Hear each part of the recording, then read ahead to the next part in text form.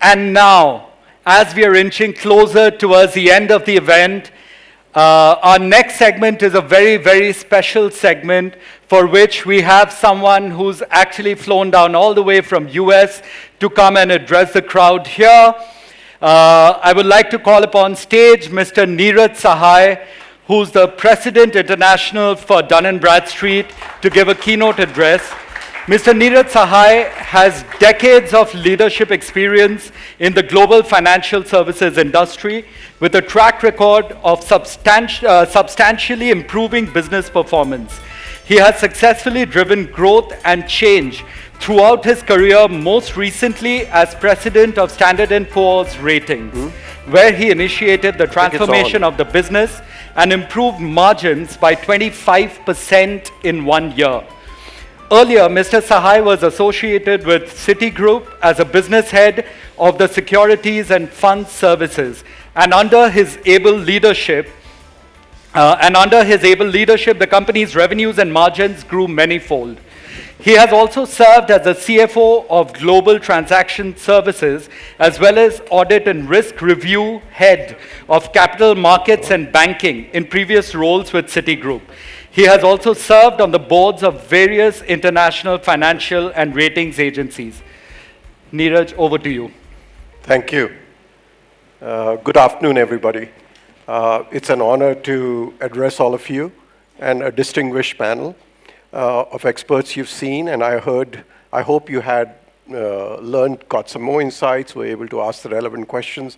I was seeing the last panel and I could see some of very insightful questions being asked. I know I stand between you and the end of the day, so I'll try and keep my remarks to be short and brief as much as possible. But this is our first part of Data Summit in India, and it's my pleasure to be here. We started this initiative a little while ago, and the one before this was on Stockholm that was telecast around the world. So this is our second summit, and I hope, and I'm very proud that it's happening in Bangalore, and I can be here. Now, all of us know that we live in pretty interesting and pretty uncertain times.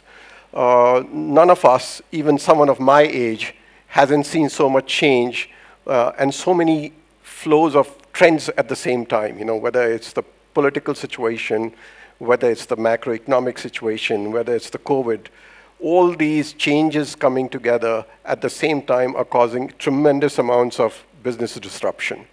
It's happening around the world, and these kind of business disruptions create inflection points. The good companies, the smart companies, use this as an opportunity to survive. To not only survive, but to thrive, to innovate, to create new ideas, to disrupt supply chains, to do things that put them at a very different level than the others. So it's really times when the strong and smart survive and the weak fall away. And that's just the nature of the change we are seeing. And I think businesses that are good will innovate fast, will also leverage data. Now, what are the kind of decisions we have to make today? No different from what we've done in the past, right? How do I identify and mitigate risk? How do I grow my business?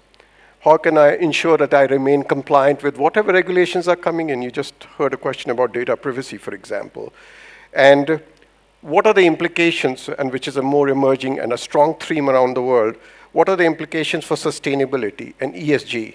How am I ESG compliant? How do I create a company that is successful from a business viewpoint, but also contributing to the society in which we operate? And these decisions, while these questions don't not very different from the past, actually today we can make better decisions because of the data available to us. We can have more confidence if we use the right data the right way at the right time. We can track, if you look at the history of data, we can track the use of data back to 1600s, when developed countries used data, structured data, unstructured data, semi-structured data to actually deal with the bubonic plague, to identify trends in the plague and to put policies in place where the spread of the disease would stop. Now, since then, obviously there's been exponential growth. So if you go to 2019, the global analytics market was expected to be around $49 billion, double its value just 4 years before that. Right? According to Market Reports World, the data and analytics market is expected to grow at a CAGR of 30% from 2017 to 2013 to reach an estimated approximately $78 billion in 2023. So this is a market that has grown exponentially, and if a company is not using it, not leveraging it the right way, they're likely to fall behind and not be able to answer the questions I talked about in a robust way. And that's led to the evolution of big data. Big data created a collection of information that organizations can mine to take the decisions I was talking about. The challenge is the volume. The volume of data is huge, and it can be overwhelming. So you have to make sure that you reduce the data to bite sizes that you can use and that you can work with to make the right decisions. And at the core of it is master data management. And I think just the last panel I was hearing about duplication of data, of relevant data versus irrelevant data.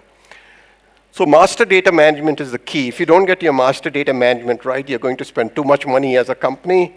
You're not going to have the right data, and despite it becomes like a black hole. You keep spending money and you don't end up having the right data. And from being from DNB, I cannot but say that one of the good ways of managing data is to find the right partner like DNB. That helps you find the right master data to marry the data you have within the company with the data which is externally available, that is data which is available within DNB. So a robust data strategy obviously starts with master data management, finding the right partner to deliver on that master data management. Of course, who can forget IT, right? And the IT architecture behind it is also very, very critical. Yeah, the global spending on big data and in business data analytics solutions is forecast to reach over $215 billion this year, an increase of 10% over the prior year. And the CAGR is around 12% in terms of the IT spend required to deliver on this needs for analyzing and harnessing the power of data. So even if the more open sort of mindset around data and how do you leverage data, I still see around the world that some businesses have done well with it, some businesses have spent too much on it, and some businesses still have to do a lot. So this is a journey. No one has a perfect answer, but focusing on the right data architecture in terms of and the right technology is critical for you to have that framework. And hopefully this conference shed some light on what are the possible ways and other ways companies are dealing with it around the world. If you come down, one of the things I could go on, but I want to be short, like ESG is an interesting area, right?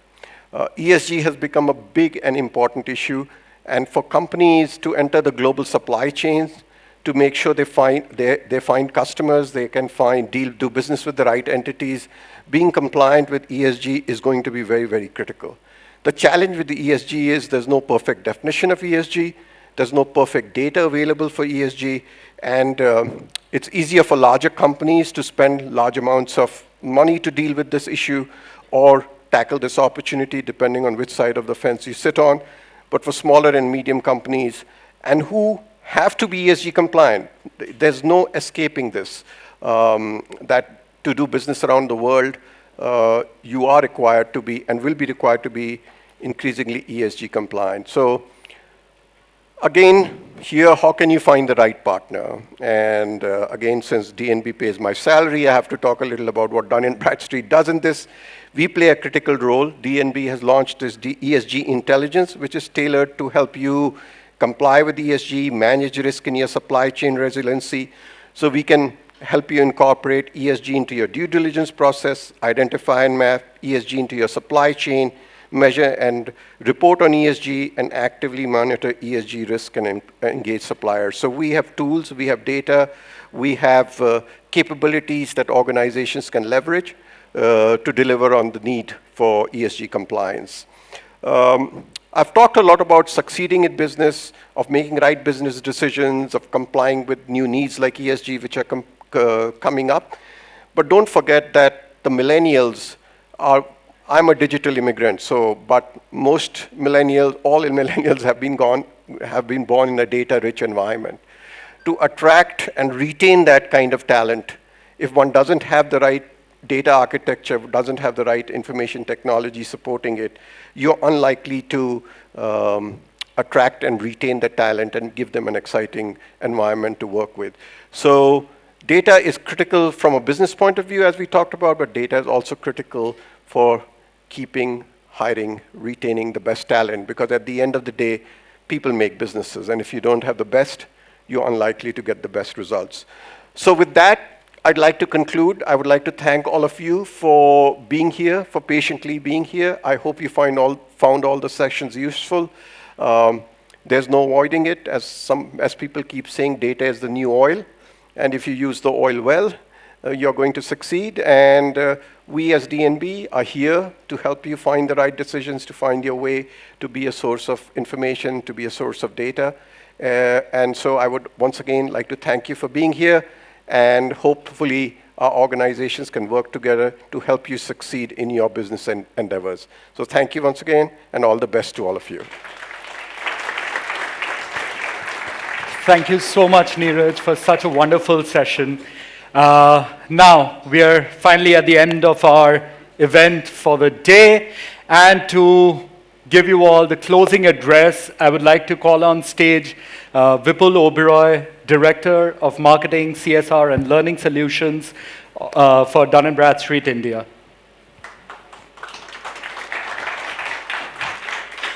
Thank you, everyone. When we started by thinking about what kind of conferences that we do, and Dun & Bradstreet keeps doing a lot of conversations, a lot of conferences in various spheres of corporate. But we thought there should be something which is very specific to data, which is our bread and butter, but which also talks about not just data, but as we mentioned, the power of data. What do you really do with all that data? How do you harness that power? And my first thanks goes to all those data experts and data champions who were there today on stage, who shared their experience, their knowledge with the audience here. And thanks to all of you who took out time to come to this forum to share your views as well. A lot of insightful questions came. And you are carrying the conversation forward, what has been started. And I think all of us will go back to our organizations, implement what we have learned today, and take our organizations forward. And that's the whole beauty of power of data. Like Neeraj just mentioned, it's about being the strongest. It's probably about the survival of the fittest. And this Darwinian corporate environment needs that power of data. So all I can say, cheers to the power of data, and thank you all for coming here. Thank you so much, Vipul. And yes, that, ladies and gentlemen, brings us to the close of our first edition of Power of Data Summit 2022 in Bangalore. Now, we hope to look forward to seeing you at multiple different events of ours. And thank you all for making this event a huge, huge success for us. If they would have given me a mic instead of this, I would have done a mic drop right about now. But yes, moving on. Thank you all for coming again. Thank you to all the panelists, our speakers for the day. And please have some tea before you leave. There's some tea and coffee waiting for you outside. Thank you so much, ladies and gentlemen.